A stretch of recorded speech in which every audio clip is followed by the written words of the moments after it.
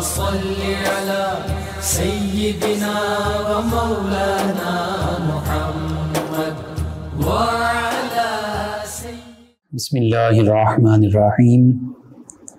السلام علیکم ناظرین و سامعین کرام۔ پروگرام یاد الہی دیکھنے کے لیے، یاد الہی کے سابقہ تمام پروگرامز دیکھنے کے لیے، بالخصوص وظائف دیکھنے، سننے، جاننے اور پڑھنے کے لیے آپ ہمارے یوٹیوب چینل یاد الہی یعنی YAADE_E_ILAHI یوٹیوب چینل یاد الہی کو سبسکرائب بھی کیجئے، لائک بھی کیجئے، کمنٹس بھی کیجئے، تاکہ یاد الہی کے مختلف پروگرامز اور وظائف سے آپ مکمل رہنمائی حاصل کر سکیں۔ جی ناظرین و سامعین، پروگرام یاد الہی میں روزانہ عظیم ہستیوں کے تذکارے پاک کیے جاتے ہیں اور اس کے ساتھ ساتھ کچھ ایسے موضوعات پر گفتگو ہوتی ہے جن سے آپ کو رہنمائی حاصل ہوتی ہے۔ آج سیدنا علی المرتضیٰ کرم اللہ وجہ الکریم کے ایک قریبی ساتھی سیدنا میثم تمار رضی اللہ عنہ، ان کے تذکارے خیر ہوں گے۔ اس سے پہلے کتاب الشفا سے آج کا خاص وظیفہ قاضی یعنی جج کے مہربان ہونے کا وظیفہ۔ آپ کا کوئی کیس ہے عدالتوں میں اور ججز کے سامنے پیش ہونا ہوتا ہے تو، اور بالخصوص اگر آپ حق پر بھی ہیں، تو سب سے پہلا وظیفہ یہ ہے سورۃ الفاتحہ کامل وضو کے ساتھ یعنی مکمل وضو کر کے 21 مرتبہ پڑھ کر سرمے پر دم کریں اور وہ سرمہ آنکھوں میں لگا کر عدالت میں جائیں، انشاءاللہ العزیز جج مہربان ہو جائے گا۔ دوسرا یہ کہ سورۃ الفیل 21 مرتبہ پڑھ کر ہتھیلیوں پر دم کریں اور دونوں ہاتھوں، چہرے، دونوں بازوؤں پر ہتھیلیاں پھیر لیں اور عدالت میں جج کے سامنے جائیں تو جج مہربان ہو جائے گا، انشاءاللہ آپ کے لیے بہتری ہوگی۔ تو یہ ہمارے معمولات میں اگر ہمیں ضرورت ہے تو ضرور شامل ہونا چاہیے، اور ہم دیکھتے ہیں کہ بعض اوقات کیسز بہت لمبے ہوتے جاتے ہیں، طویل ہو جاتے ہیں، اور پھر ایسے بھی معاملات دیکھے گئے کہ بعض اوقات مرنے کے بعد ہی کیس کا فیصلہ ہوتا ہے، اور کئی بے گناہ قیدی جو جیل میں ہی اپنی زندگی کی بازی ہار جاتے ہیں۔ بہرحال جیسا بھی معاملہ ہے اللہ کے حضور دعا کریں، گڑ گڑائیں، اور جب بھی قاضی یعنی جج کے سامنے جانا ہو تو یہ دونوں عمل لازمی کر لیجئے، انشاءاللہ اللہ تعالیٰ بہتری فرمائے گا۔ آپ کو ضرورت ہے، ضرور اپنے معمول کا حصہ بنائیے، اپنے اعزاء قریبا، رشتہ دار، دوست، احباب، پڑوسی، محلے دار، امت مسلمہ تک پہنچائیے۔ میرے آپ کے ہمارے بتانے سے اگر کسی بھی ہمارے مسلمان بہن بھائی، مسلمان فرد کا فائدہ ہوتا ہے، انشاءاللہ یہ ہمارے لیے دین و دنیا آخرت میں بھلائی، فائدہ، نجات اور شفا کا باعث ہے۔ اللہ سبحانہ وتعالی ہمیں آسانیاں عطا فرمائے، ہمیں آسانیاں بانٹنے والا بنائے، ہمیں مشکلات سے ہماری حفاظت فرمائے، مشکلات میں پڑھنے سے ہمیں بچائے، اور اگر مشکلات آئیں تو انہیں ہمارے لیے آسان فرما دے، آمین۔ جی ناظرین و سامعین، آپ سماعت فرماتے ہیں پروگرام یاد الہی اور روزانہ عظیم ہستیوں کے تذکارے پاک ہوتے ہیں۔ سیدنا علی المرتضیٰ کرم اللہ تعالی وجہہ الکریم، چوتھے خلیفہ راشد، نبی رحمت صلی اللہ علیہ وآلہ وسلم کے چچا زاد بھائی، نبی رحمت صلی اللہ علیہ وآلہ وسلم کے داماد، صحابہ کرام علیہم الرضوان میں بہت ہی اعلیٰ مقام و منصب کے حامل ہستی ہیں کہ خلفائے راشدین میں بھی شامل ہیں، عشرہ مبشرہ میں بھی شامل ہیں، نبی رحمت صلی اللہ علیہ وآلہ وسلم پر پہلے ایمان لانے والی ہستیوں میں بھی شامل ہیں، اہل بیت کرام علیہم الرضوان میں بھی شامل ہیں۔ نبی کریم صلی اللہ علیہ وآلہ وسلم نے بالخصوص اپنے چاروں خلفائے راشدین کی شانوں کا بھی نام لے لے کر ذکر فرمایا، اسی طرح عشرہ مبشرہ کا ذکر فرمایا، اور احادیث مبارکہ میں کہیں صرف سیدنا ابوبکر صدیق رضی اللہ عنہ کا تذکرہ ہوگا، کہیں سیدنا ابوبکر صدیق اور سیدنا عمر رضی اللہ عنہما ان دونوں ہستیوں کا اکٹھے تذکرہ ہوگا، کہیں سیدنا عمر رضی اللہ عنہ کا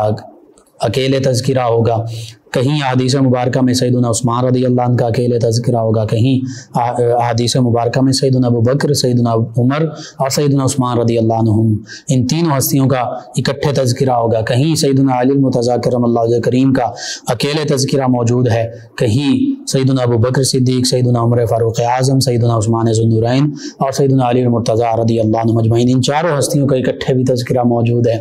تو یہ گلدستے اور یہ خوبصورت پھول اور ان عظیم ہستیوں کے مبارک تذکرے جو ہیں وہ احادیث مبارکہ میں جا بجا انفرادی طور پر بھی اور مجموعی طور پر بھی موجود ہیں۔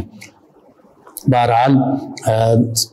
نبی کریم صلی اللہ علیہ وآلہ وسلم کی ذات بابرکات وراء الورا، آقا کریم صلی اللہ علیہ وآلہ وسلم کا گھرانہ وراء الورا، اور پھر اہل بیت کرام علیہم رضوان جو نبی کریم صلی اللہ علیہ وآلہ وسلم کا گھرانہ ہے، جس میں نبی کریم صلی اللہ علیہ وآلہ وسلم کے آباء و اجداد بھی شامل ہیں، والدین کریمین طیبین طاہرین بھی شامل ہیں، نبی کریم صلی اللہ علیہ وآلہ وسلم کی پاکیزہ بیویاں، ہم تمام مؤمنین کی مائیں وہ بھی شامل ہیں، نبی کریم صلی اللہ علیہ وآلہ وسلم کے تمام شہزادے شہزادیاں بھی شامل ہیں، نبی کریم صلی اللہ علیہ وآلہ وسلم کے تمام نواسے نواسیاں بھی شامل ہیں، حتیٰ کہ سیدنا علی المرتضیٰ کرم اللہ وجہ الکریم بھی اسی خانوادے میں شامل ہیں۔ ان کی بھی بڑی شان ہے، صحابہ کرام علیہم رضوان کی بھی بڑی شان ہے، اور یہ وہ ہستیاں ہیں کہ یہ سبھی ہستیاں حدیث مبارکہ کے مطابق یہ زمین و آسمان والوں کے لیے، بالخصوص زمین والوں کے لیے اہل بیت کرام بھی اور صحابہ کرام بھی یہ امان ہیں اور روشنی کا مینار ہیں۔ سیدنا علی المرتضیٰ کرم اللہ وجہ الکریم، سیدنا عثمان ذو النورین رضی اللہ عنہ کی المناک شہادت کے بعد ظلماً جو سیدنا عثمان ذو النورین رضی اللہ عنہ کو شہید کیا گیا، 40 سے 49 دن تک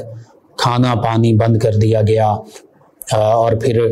مسجد نبوی میں جانے کے لیے روک دیا گیا۔ اس کے بعد سیدنا عثمان ذو النورین رضی اللہ عنہ کے بعد کی شہادت کے بعد، اور سیدنا عثمان ذو النورین رضی اللہ عنہ کی حفاظت کے لیے سیدنا امام حسن حسین رضی اللہ عنہما سیدنا علی المرتضیٰ کرم اللہ وجہ الکریم کے حکم پر موجود رہے۔ جب ان کی المناک شہادت ہوئی تو پھر سیدنا علی المرتضیٰ کرم اللہ وجہ الکریم کو صحابہ کرام علیہم رضوان نے، مسلمانوں نے مل کر اپنا خلیفہ منتخب کیا۔ سیدنا علی المرتضیٰ کرم اللہ وجہ الکریم نے خلافت کے اس عظیم منصب کو سنبھالا، اور چونکہ خود سیدنا علی المرتضیٰ کرم اللہ وجہ الکریم جب سیدنا عثمان ذو النورین رضی اللہ عنہ کو شہید کرنے کے لیے باغی موجود تھے، تو آپ نے فرما دیا تھا کہ اگر انہیں نقصان پہنچاؤ گے تو پھر ان کے بعد امت آپس میں متفق نہیں رہے گی۔ سیدنا علی المرتضیٰ کرم اللہ وجہ الکریم کا یہ فرمان یہ بھی پورا ہوا، اور پھر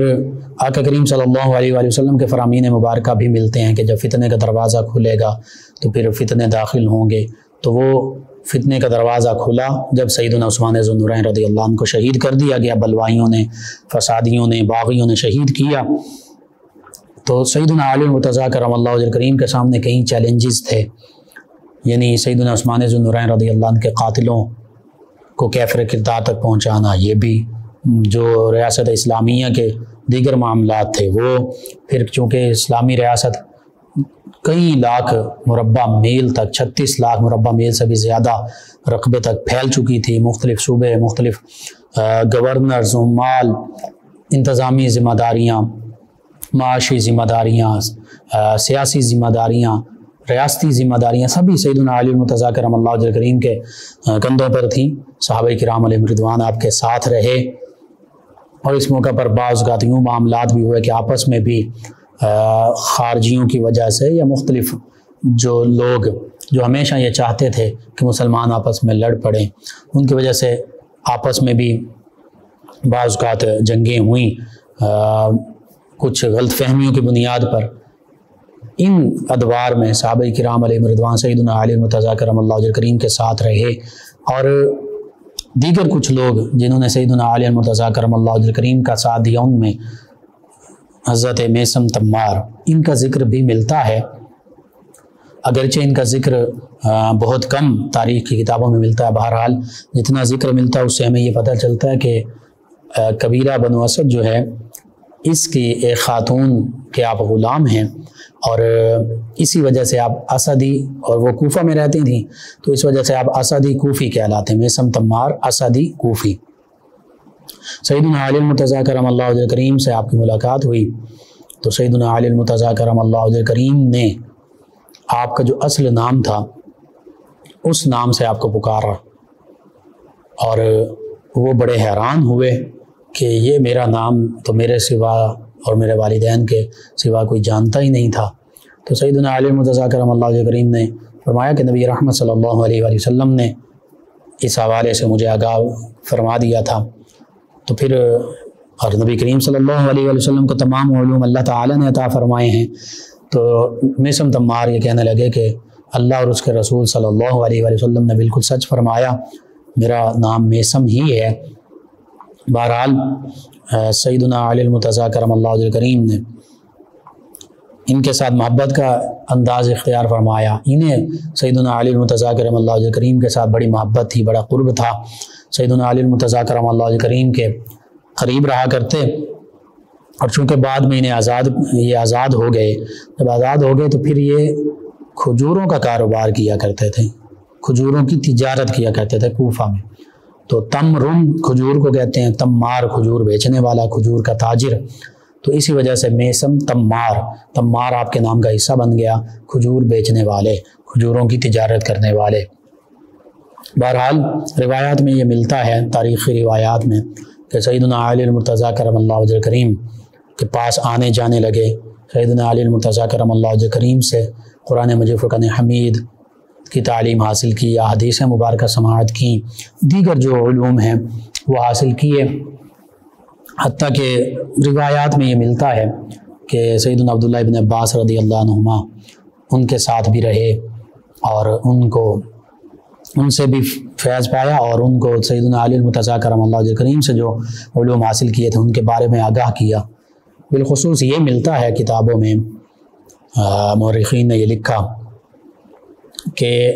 کوفہ میں جب تاجروں کے کوئی معاملات ہوتے تو ان معاملات کے حوالے سے تجار کے نمائندہ بن کر یہ کوفہ کے گورنر کے پاس جاتے اور تاجروں کے حقوق کے لیے آواز بلند کرتے۔ اسی طرح سیدنا علی المرتضیٰ کرم اللہ تعالی وجہ الکریم، ان کے چونکہ یہ قریب رہے تو یہ مورخین نے لکھا کہ سیدنا علی المرتضیٰ کرم اللہ وجہ الکریم نے انہیں ان کی شہادت کے بارے میں، ان کی وفات کے بارے میں بتا دیا تھا، اور اس جگہ کے بارے میں بھی وہ جگہ بھی دکھا دی تھی کوفہ کے قریب، کہ جہاں وہ درخت بھی دکھایا جہاں جس درخت پر انہیں سیدنا علی المرتضیٰ کرم اللہ وجہ کریم نے فرمایا کہ آپ کو یہاں پر لٹکایا جائے گا، سولی چڑھایا جائے گا، اور آپ کی زبان بھی کاٹ دی جائے گی، آپ کو زخمی بھی کیا جائے گا، 3 دن تک آپ کو یوں ہی سولی پر لٹکایا جائے گا۔ اور مورخین نے یہ لکھا کہ سیدنا علی المرتضیٰ کرم اللہ وجہ کریم نے یہ فرمایا تھا کہ اس کی وجہ یہ ہوگی کہ آپ نبی کریم صلی اللہ علیہ وآلہ وسلم، صحابہ کرام علیہم رضوان، اہل بیت کرام علیہم رضوان، ان ہستیوں کی مناقب بیان کر رہے ہوں گے۔ بالخصوص سیدنا علی المرتضیٰ کرم اللہ وجہ کریم نے فرمایا کہ میرے بارے میں تم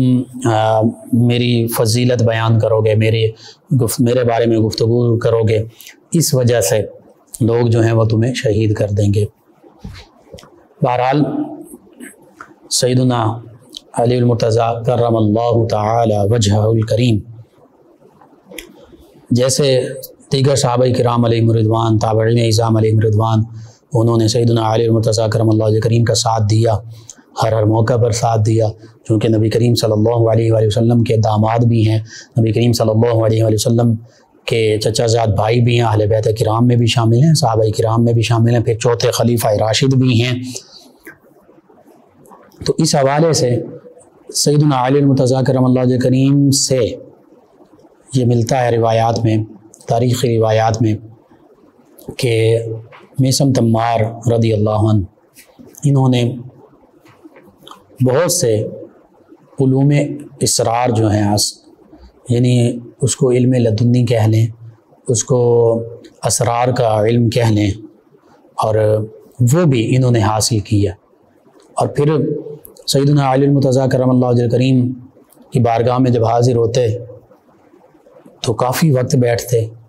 تو پھر سیدنا علی المرتضیٰ کرم اللہ وجہ الکریم سے جہاں دیگر صحابہ کرام علیہم رضوان اور بالخصوص پھر تابعین اعظام علیہم رضوان نے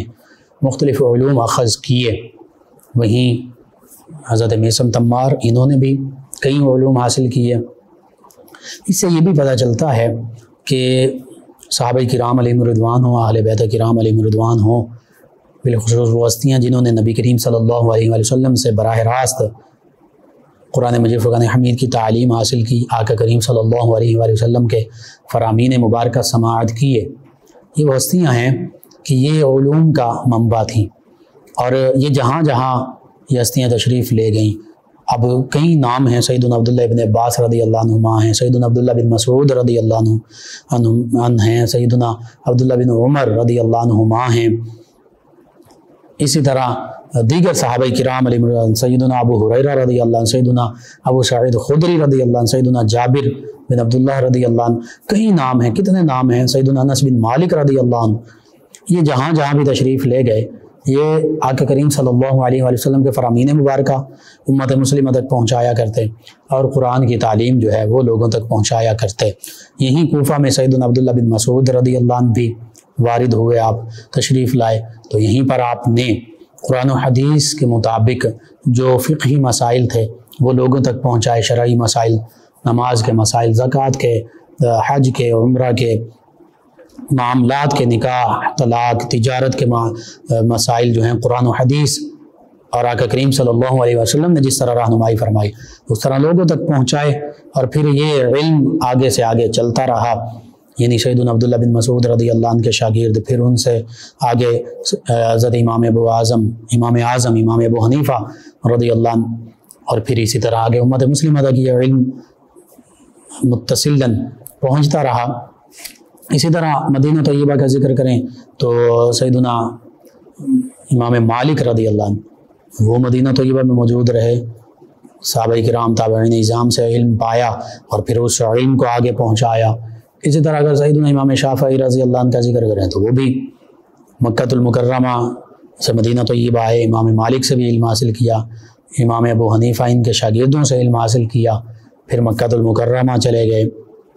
وہاں پر لوگوں تک علم پہنچاتے رہے۔ سیدنا امام احمد بن حنبل رضی اللہ عنہ کا ذکر کریں تو یوں یہ علوم مختلف صحابہ کرام علیہم رضوان، مختلف اہل بیت کرام علیہم رضوان کی ہستیوں سے، امام اعظم امام ابو حنیفہ رضی اللہ عنہ جہاں آپ کا سلسلہ علم سیدنا عبداللہ بن مسعود رضی اللہ عنہ اور سیدنا علی المرتضیٰ کرم اللہ وجہ کریم سے متصل ہوتا ہے، وہیں دوسری جانب یعنی صحابہ کرام علیہم رضوان تک پہنچ رہا ہے، دوسری جانب اہل بیت کرام سے بھی ہوتا ہوا صحابہ کرام علیہم رضوان تک اور نبی کریم صلی اللہ علیہ وسلم تک متصل ہوتا ہے، کہ جیسے سیدنا امام محمد الباقی رضی اللہ عنہ سے بھی امام اعظم امام ابو حنیفہ رضی اللہ عنہ انہوں نے ان سے بھی علم اخذ کیا۔ تو یوں یہ سبھی ہستیاں صحابہ کرام علیہم رضوان بالخصوص اور وہ اہل بیت کرام علیہم رضوان بالخصوص جنہوں نے صحابیت کا بھی شرف پایا، یہ علوم قرآن کے علوم، حدیث کے علوم، فقہ کے علوم کا منبع تھے، مرکز تھے، محور تھے، انہی سے تو تمام امت نے انہوں نے نبی کریم صلی اللہ علیہ وآلہ وسلم سے فیوز و برکات پائے، علوم حاصل کیے، اور ان سے پھر صحابہ کرام علیہم رضوان سے آگے تمام امت نے علم اخذ کیا، قرآن، حدیث، فقہ اور تمام معاملات میں رہنمائی حاصل کی۔ تو یوں یہ ہستیاں حقیقت میں تمام امت مسلمہ کے لیے روشنی کا مینارہ ہیں، اور ان ہستیوں کی وجہ سے قرآن حدیث کا علم، فقہ کا علم جو ہے یہ پوری دنیا میں پھیلا، جہاں جہاں یہ تشریف لے جاتے گئے، حتیٰ کہ اگر جہاد کے لیے بھی یہ تشریف لے جاتے تو جہاد کے دوران، سفر کے دوران، اور پھر جہاں پڑاؤ کرتے وہاں صحابہ کرام علیہم رضوان اور دیگر لوگ جو نو مسلم ہوتے، جو تابعین ہوتے، ان تک بھی اسلام کا پیغام پہنچاتے، حدیث، قرآن، فقہ کا پیغام پہنچاتے۔ یوں ان ہستیوں نے اپنی زندگی کا ہر لمحہ اسلام کے لیے وقف کیا ہوا تھا، چاہے وہ میدان جہاد میں ہوتا، چاہے وہ مسند تدریس پر ہوتا، چاہے وہ واعظ و نصیحت میں مسجد میں کے ممبر پر ہوتے، جس جگہ بھی موجود ہوتے یہ ہستیاں، جہاں بھی موجود ہوتی، ان کی زبان پر قرآن مجید فرقان حمید کی تلاوت ہوتی، قرآن کریم کی تعلیم ہوتی، احادیث مبارکہ نبی کریم صلی اللہ علیہ وسلم کے فرامین مبارکہ ہوتے، اور پھر فقہی مسائل جو پیش آیا کرتے زندگی میں، جو بھی مسائل، ان کو قرآن و حدیث کے مطابق اور نبی رحمت صلی اللہ علیہ وسلم کے فرمان اور سیرت کے مطابق، کہ آقا کریم صلی اللہ علیہ وسلم کا مبارک عمل یہ تھا، فرمان مبارکہ یہ تھا، تو اس کے مطابق لوگوں کی رہنمائی کیا کرتے۔ تو اسی طرح حضرت میثم تمار جو ہیں، انہوں نے بھی سیدنا علی المرتضیٰ کرم اللہ تعالی وجہ الکریم سے یہ تمام علوم حاصل کیے، اور جب یہ تمام علوم حاصل کیے تو اس کے مطابق عمل بھی کیا، اس کے مطابق تجارت بھی کی، اس کے مطابق زندگی بھی گزاری، اور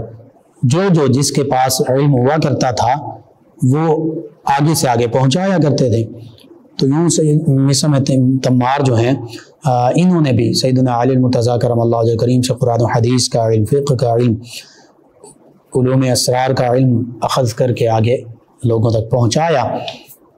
پھر ایک وقت آیا بالخصوص 61 ہجری کہ جس میں 10 محرم الحرام سیدنا امام حسین رضی اللہ عنہ، آپ کے خانوادے، آپ کے رفقاء، صحابہ کرام، تابعین اعظام، اہل بیت کرام علیہم رضوان جیسی عظیم ہستیوں کو شہید کیا گیا۔ تو اس واقعہ کربلا کے قریب، بعض روایت میں پہلے، بعض روایت میں چند دن بعد، حضرت مسم تمار ان کو بھی شہید کیا گیا ابن زیاد ہی کے حکم پر۔ اور یہ اس میں بھی اب مختلف روایات ہیں۔ بعض نے یہ کہا کہ انہیں قادسیہ کے علاقے سے گرفتار کیا گیا اور پھر کوفہ لایا گیا اور وہاں پر ان کو شہید کیا گیا۔ بعض نے یہ کہا کہ یہ کوفہ کے لوگوں، کوفہ کے تاجر جو ہیں ان کے نمائندہ بن کر ابن زیاد کے پاس گئے، عربی زبان میں ایک بلیغ خطبہ انہوں نے دیا اور اس موقع پر سیدنا علی المرتضیٰ کرم اللہ وجہ کریم، صحابہ کرام، اہل بیت کرام کی شان بھی بیان کی۔ تو اب ابن زیاد جو ہے اس کو اس معاملے سے بڑی تکلیف ہوئی۔ خارجی لوگ بالخصوص یہ ذہن میں رکھیے گا، یا ناس بھی، یہ اہل بیت کرام علیہم رضوان، سیدنا علی المرتضیٰ کرم اللہ وجہ کریم، سیدنا امام حسن حسین رضی اللہ عنہما، ان کے حوالے سے، اور بالخصوص سیدنا عثمان ذو النورین رضی اللہ عنہ بھی ان ہستیوں کے حوالے سے جو ہیں خارجی خاص طور پر وہ بغض کا اظہار کیا کرتے ہیں۔ سیدنا عثمان ذو النورین رضی اللہ عنہ سے ایک شخص بغض رکھتا تھا، اس کا جنازہ لایا گیا، جب وہ مر گیا تو نبی کریم صلی اللہ علیہ وسلم نے اس کا جنازہ بھی نہیں پڑھایا اور فرمایا کہ یہ تو عثمان رضی اللہ عنہ سے بغض رکھتا تھا۔ تو اسی طرح یہ ادھر یہ معاملہ ہے، ادھر بعض کا یہ بھی معاملہ ہوتا ہے کہ کچھ لوگ سیدنا ابو بکر صدیق، سیدنا عمر رضی اللہ عنہما جو شیخین جنہیں کہا جاتا ہے، یہ ان ہستیوں سے بغض رکھتے ہیں۔ تو یہ بڑا عجیب معاملہ ہے۔ بہرحال جب مسم تمار رضی اللہ عنہ آپ نے سیدنا علی المرتضیٰ کرم اللہ وجہ کریم کی فضیلت بیان کی تو اب ابن زیاد، یہ روایات میں موجود ہے، تاریخ روایت میں، کہ ابن زیاد کو برا لگا اور اس نے کہا کہ میں تمہاری زبان کٹوا دوں گا۔ آپ نے فرمایا یہ تو مجھے پہلے سے پتہ ہے، مجھے سیدنا علی المرتضیٰ کرم اللہ وجہ کریم نے بتا دیا تھا۔ بہرحال ابن زیاد نے زبان کٹوائی، اس کے بعد پھر آپ کو شہید کیا گیا۔ آپ کے پیٹ میں بھی روایات میں ملتا ہے کہ چھرا گھونپا گیا، خنجر گھونپا گیا، اور پھر اسی درخت کے نیچے جہاں سیدنا علی المرتضیٰ کرم اللہ وجہ کریم نے فرمایا تھا آپ کو سولی پر لٹکایا گیا۔ اور یہ بھی روایات میں موجود ہے کہ 3 دن تک آپ مسم تمار رضی اللہ عنہ کو یوں ہی سولی پر لٹکایا گیا۔ 3 دن کے بعد پھر آپ کے جسم کو نیچے لایا گیا اور پھر تدفین کی گئی۔ تو یوں ایسے حکمران ابن زیاد اور یزید جیسے گزرے ہیں جنہوں نے اہل بیت کرام، صحابہ کرام، تابعین اعظام علیہم رضوان ان ہستیوں کو شہید کیا اور ان کے ساتھ ایسا برا معاملہ کیا۔ ہمیں ان تمام ہستیوں کے حق پر قائم ہونے سے یہ پتہ چلتا ہے کہ قرآن، حدیث اور اللہ کے فرمان، اسلام کی حقیقی تعلیمات، صحابہ کرام، اہل بیت کرام علیہم رضوان، ان کی محبت اور ان تعلیمات پر ہمیں قائم رہنا چاہیے۔ اگرچہ اس دوران ہماری زندگیاں بھی چلی جائیں تو ان ہستیوں کی اور پھر اہل بیت کرام علیہم رضوان کا نے واقع کربلا میں جو شہادتیں پیش کی ہیں، اس سے یہی پتہ چلتا ہے کہ ہمیشہ حق کی خاطر ڈٹ جانا چاہیے، باطل کو للکارنا چاہیے اور باطل کی پیروی نہیں کرنی چاہیے بلکہ حق کی پیروی کرنی چاہیے۔ اور حق کی خاطر اگر اپنا گھر بار چھوڑنا پڑے، اپنی جان قربان کرنی پڑے، اپنی اولاد کو قربان کرنا پڑے، سب کچھ قربان کرنا پڑے، یہ کہنا آسان ہے لیکن کرنا یہ صحابہ کرام علیہم رضوان، اہل بیت کرام علیہم رضوان ان ہستیوں کا شیوا ہے۔ صحابہ کرام علیہم رضوان نے مکہ المکرمہ چھوڑا، مدینہ طیبہ آئے، بعض صحابہ کرام نے اپنے بیوی بچوں کو چھوڑا، اپنے گھروں کو چھوڑا، مال و دولت کو چھوڑا، جائیداد پراپرٹیز کو چھوڑا، اور پھر مدینہ طیبہ آ کر غزوہ بدر، احد، خندق، تبوک، خیبر کتنی غزوات ہوئیں، ان میں جانوں کے نذرانے پیش کیے. یہی معاملہ، یہی تسلسل امت میں چلا آ رہا ہے. سیدنا امام حسین رضی اللہ عنہ نے اپنے خانوادے کو قربان کی، اپنی جان آفرین کے سپرد کی، شہادت کا مقام پایا. اور پھر آج ہم دیکھتے ہیں مسلمان کشمیر میں، فلسطین میں، دیگر ممالک میں، برما میں اپنی جانوں کے نذرانے پیش کر رہے ہیں. ہمارے مسلمان بچوں کو، شیر خوار بچوں کو بعض کا شہید کر دیا جاتا ہے، جیسے سیدنا امام حسین رضی اللہ عنہ کے سیدنا علی اصغر ننھے شہزادے کو شہید کیا گیا. تو یہ صحابہ کرام علیہم رضوان کی سنت، اہل بیت کرام علیہم رضوان کی سنت، انبیاء کرام علیہ السلام کی سنت اور طریقہ نبی کریم صلی اللہ علیہ وسلم نے ہر موقع پر آگے سے آگے، آقا کریم صلی اللہ علیہ وسلم سے بڑھ کر کون بہادر ہو سکتا ہے. نبی کریم صلی اللہ علیہ وسلم کی سنت کے اسلام کی خاطر تکالیف برداشت کرنا. تو آج بھی امت مسلمہ انہی معاملات سے دوچار ہے. ضرورت اس امر کی ہے کہ ہم قرآن و حدیث کی تعلیمات پر عمل پیرا ہونے والے بن جائیں. نبی کریم صلی اللہ علیہ وسلم، صحابہ کرام، اہل بیت کرام علیہم رضوان کی حقیقی تعلیمات پر عمل پیرا ہونے والے بن جائیں اور باطل کے خلاف ہم متحد ہو جائیں، سیسا پلائی ہوئی دیوار بنیں. تو پھر دیکھیے اللہ تعالیٰ نے نبی رحمت صلی اللہ علیہ وسلم کو، صحابہ کرام کو، اہل بیت کرام کو ہر میدان میں فتح و نصرت عطا فرمائی. تو مسلمانوں کے لیے بھی فتح و نصرت ہے. وَلَا تَهِنُوا وَلَا تَحْزَنُوا وَأَنْتُمُ الْأَعْلَوْنَ إِن كُنتُم مُؤْمِنِينَ. اللہ فرماتا ہے کہ تم غمگین بھی مت ہو، کاہل اور سست بھی مت بنو اور رنجیدہ بھی مت ہو. تم ہی غالب ہوگے اگر تم سچے مومن ہو. یعنی اگر اللہ کے حکام کے مطابق تم اللہ کے راستے میں نکل پڑتے ہو، جیسے سیدنا امام حسین رضی اللہ عنہ نکل پڑے، تو پھر تم ہی غالب رہو گے، حق کی فتح ہوتی ہے. لیکن آج یہی تو معاملہ ہے کہ ہم حقیقی جو اسلامی تعلیمات ہیں ان سے دور جا چکے ہیں. اللہ سبحانہ و تعالیٰ سے دعا، اللہ تعالیٰ ہمیں عظیم ہستیوں کے نقش قدم پر چلنے والا بنائے اور ان کے تصدق سے عالم اسلام کو سربلندیاں عطا فرمائے، کھویا ہوا مقام اور وقار اور عزت اور عظمت، شان و شوکت دوبارہ بحال فرما دے. آمین. اللہم صلی علی سیدنا و مولانا محمد